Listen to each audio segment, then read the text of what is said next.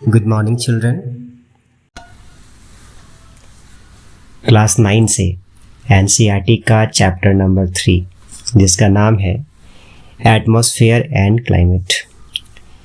जैसा कि चैप्टर का नाम है एटमॉस्फेयर एंड क्लाइमेट, तो आइए सबसे पहले हम ये समझते हैं कि एटमॉस्फेयर क्या होता है।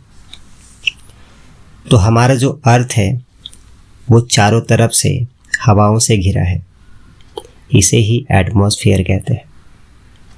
आप कह सकते हैं कि पृथ्वी के चारों ओर हवा का जो लेयर है उसे ही एटमॉस्फेयर कहा जाता है।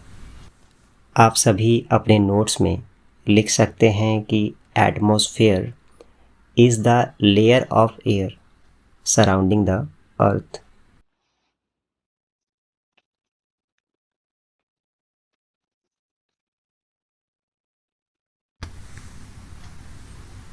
अब जबकि हमने एटमॉस्फेयर को समझ लिया है, तो उसके बाद हम ये समझते हैं कि एटमॉस्फेयर का क्या इम्पोर्टेंस है। तो हमारा जो एटमॉस्फेयर है वो हमें एयर प्रोवाइड करता है। जैसा कि हम जानते हैं कि हमारा एटमॉस्फेयर में लगभग 21% ऑक्सीजन है, जो कि ब्रीदिंग के लिए ज़रूरी है। बिना ऑक्सीजन के हम इंसान या जानवर सरवाइव नहीं कर सकते। जैसा कि आप जानते हैं कि सन हमारे अर्थ के लिए कितना ज़रूरी है, लेकिन सन के लाइट में होता है यूवी रेज, जो कि हम इंसानों के स्किन के लिए या फिर प्लांट्स के लिए या फिर एनिमल्स के लिए अच्छा नहीं होता है। तो एटमॉस्फेयर में प्रेजेंट है ओजोन लेयर, जो कि यूवी रेज को एब्जॉर्ब कर लेता है और इस तरह से ओजोन लेयर यूवी रेज से हमें बचाता है।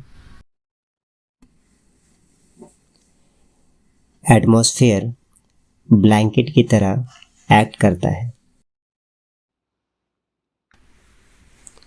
अर्थात यह अर्थ को ना तो ज़्यादा गर्म होने देता है और ना ही ज़्यादा ठंडा।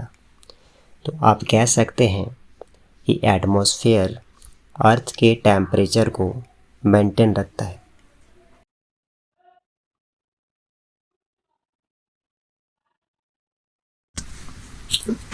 जैसा कि आप जानते हैं, क्लाउड्स का बनना, रेन का होना, विंड का बहना, फॉग का बनना, स्नोफॉल होना, ये सभी जो है एटमॉस्फेयर में ही होता है। तो आप लिख सकते हैं कि atmosphere causes weather and rainfall. Atmosphere में प्रेजेंट होता है CO2 यानी कि कार्बन डाइऑक्साइड, जो कि फोटोसिंथेसिस के लिए ज़रूरी है। एटमॉस्फेयर हमारे अर्थ को मेटियोर्स के प्रभाव से बचाता है। अब आप सोच रहे होंगे कि ये मेटियोर्स क्या है, तो मैं आपको बता दूं कि स्पेस में बहुत बड़े बड़े पत्थर या आप कह सकते हैं पिंड, वो घूम रहे हैं। कभी कभी वो पिंड जो है वो घूमते घूमते एटमॉस्फेयर के करीब आ जाता है और वहाँ पर फ्रिक्शन के कारण जल जाता है। तो हमारा जो एटमॉस्फेयर है वो मेटियोर्स के प्रभाव से हमें बचा लेता है।